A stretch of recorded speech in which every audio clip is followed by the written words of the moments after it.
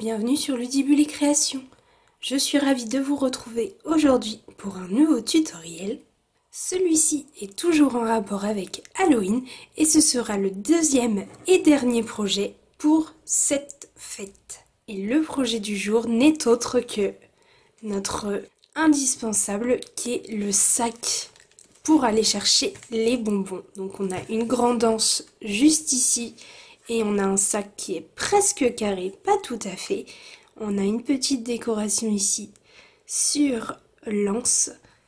Et comme on a une attache parisienne juste ici, l'anse peut aller des deux côtés. Et comme vous pouvez le voir à l'intérieur, on peut mettre pas mal de choses. Parce que là, j'ai déjà mis sachets de bonbons individuels. Mais il reste énormément de place. Si vous souhaitez apprendre à réaliser ce sac, je vous laisse me suivre. Pour le réaliser, on utilise le même lot que pour les pochettes gourmandes, donc le lot Cutest Halloween perforatrice et set de tampons. Et on utilisera également ces deux perforatrices, donc l'étiquette charmante et les deux ovales. Je commence par vous donner les mesures pour la base et ensuite je viendrai vous donner chaque mesure au fur et à mesure. Si vous souhaitez tout préparer pour pouvoir faire en même temps que moi sur cette vidéo, je vous invite à aller dans le petit i juste ici où vous retrouverez le plan de coupe avec toutes les mesures. La base de notre sac, c'est une feuille A4. Ici, j'ai pris tarte au potiron, donc un morceau de 29,7 par 21 cm. Pour l'anse de notre sac, il nous faut également un morceau tarte au potiron qui mesure 4 cm par 29,7. Et il faut un morceau de noir qui lui mesure 3,5, toujours par 29,7 cm. On commence par prendre notre feuille A4 dans le sens du portrait et on va venir plier à 5 cm pour les deux côtés. Ensuite, on viendra plier dans le sens du paysage et cette fois-ci, on pliera à 9,9 cm pour les deux côtés.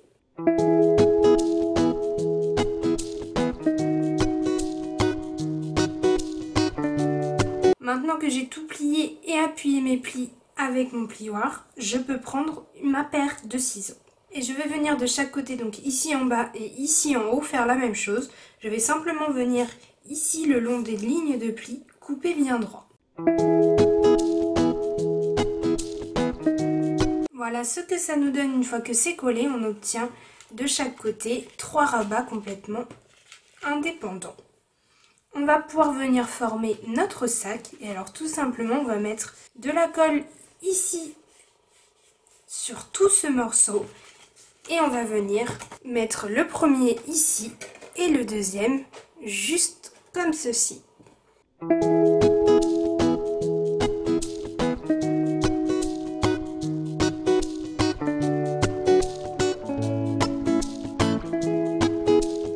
Voici ce que ça nous donne une fois que ça a été collé. On a un tout petit peu de jour entre les deux mais c'est vraiment très peu et c'est à ce moment-là qu'on va venir coller nos papiers imprimés qui vont venir complètement cacher ce petit jour. J'ai choisi ce papier imprimé avec les jolies citrouilles et les jolis chats et j'ai choisi du papier noir pour mater le tout.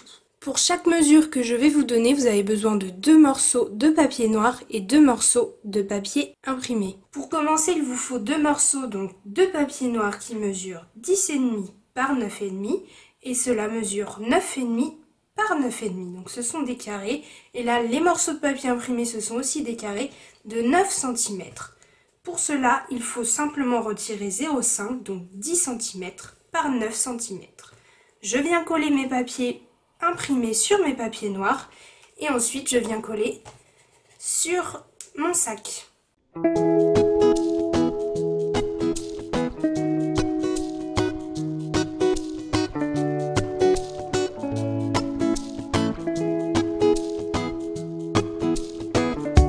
Voilà le résultat une fois que notre papier imprimé a été collé. J'aime déjà beaucoup le résultat avec ces petites têtes trop mignonnes. On va maintenant s'occuper de faire notre anse. Pour cela, on va prendre nos 2 morceaux, donc notre papier tarte au potiron et notre papier noir, ainsi que 2 attaches parisiennes. J'ai pris celles-ci donc qui sont carrées. Vous avez au choix des rondes, des carrés et noires ou blanches. Moi j'ai choisi les carrés noirs pour aller parfaitement avec mon papier imprimé. Je vais pouvoir perforer chacun des 4 bouts de mes anses, donc que ce soit dans le papier orange ou le papier noir avec ma perforatrice étiquette charmante. Et ensuite je viendrai à l'aide de mon touche à tout faire un petit trou. Donc de chaque côté où on a le petit jour entre les deux à 1 cm du bord et à l'intérieur du jour puisque le jour entre les deux papiers correspond au centre.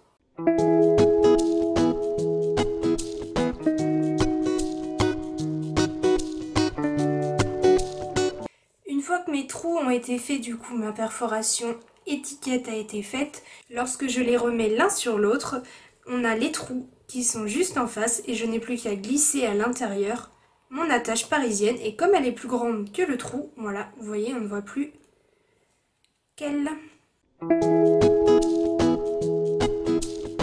Une fois que je les ai reliés l'un à l'autre avec mes attaches parisiennes, je peux lui donner sa forme arrondie, tout simplement en passant mon plioir à l'arrière, comme ceci, pour lui donner sa forme arrondie.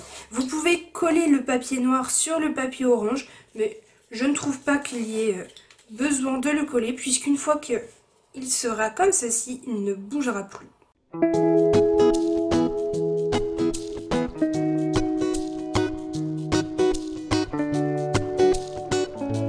Voici ce que ça donne une fois que notre anse a été posée. Alors on pourrait se dire qu'il est terminé et qu'il n'y a plus que la décoration à faire.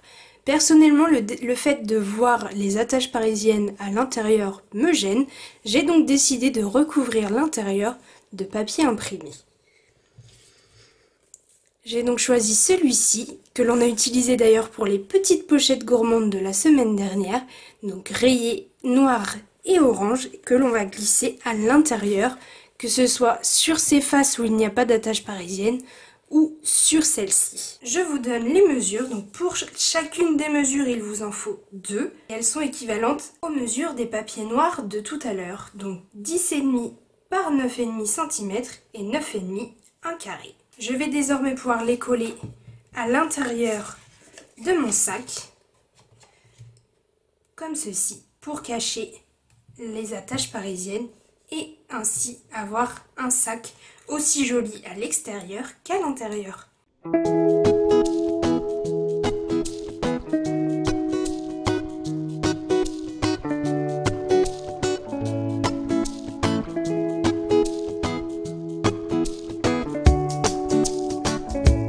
Et voilà ce que ça nous donne. On ne voit absolument plus du tout les attaches parisiennes et je trouve cela vraiment beaucoup mieux.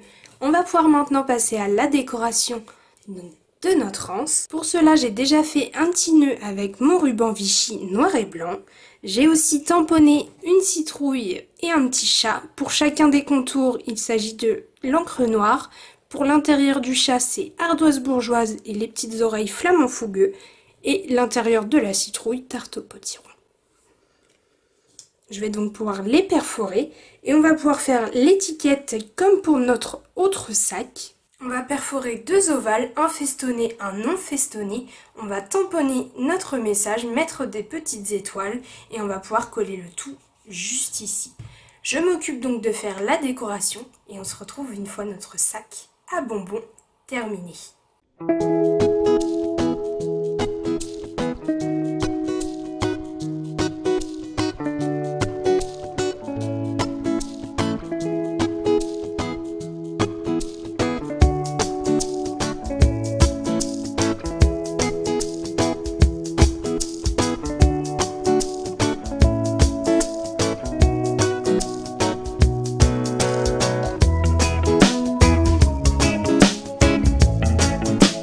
Voici ce que ça donne une fois notre décoration terminée.